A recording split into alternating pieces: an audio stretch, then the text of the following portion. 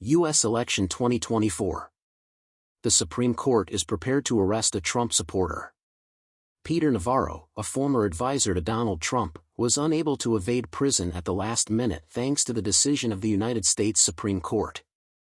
Navarro was found guilty on 2 counts of contempt of Congress last year for withholding documents and testimony from congressional investigators looking into the January 6, 2021, siege on the U.S. Capitol.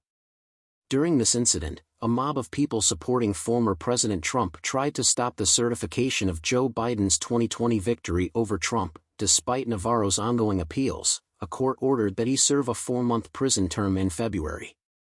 On Tuesday, he is required to appear in a Miami prison to begin doing time for contempt of Congress, making him one of the only Americans to do so in around half a century.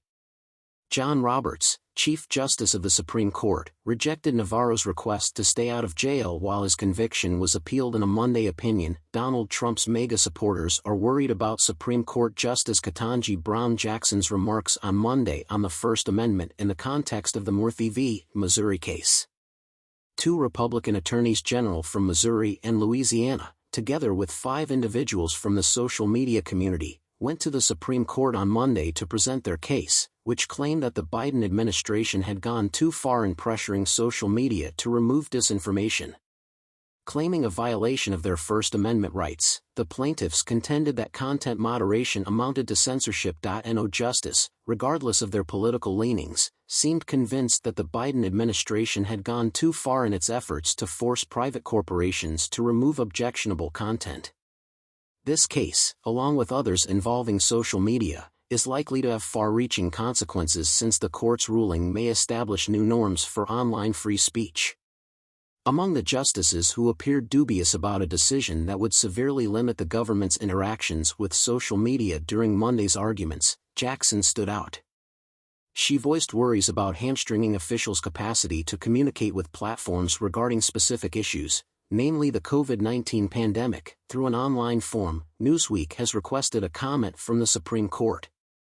In your opinion, the First Amendment severely limited the power of the government during crucial eras. When asked about the possibility that the government should not encourage or even pressure platforms to remove harmful information, Justice Ketanji Brown Jackson responded to Benjamin Aguinaga, the Louisiana Solicitor General, by saying that the government has a responsibility to safeguard its citizens.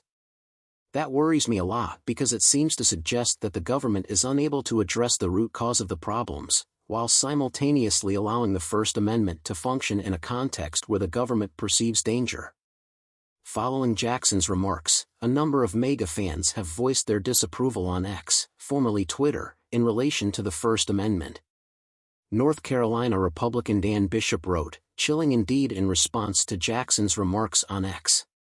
The conservative group Turning Point USA's founder and president, Charlie Kirk, expressed his dismay at the Supreme Court's apparent lack of knowledge about women and the First Amendment. "This is worrisome," Ohio Republican Jim Jordan remarked. "We require greater discourse, not imposed silence," as Justice Brandeis put it. However, that is not how the modern left perceives things.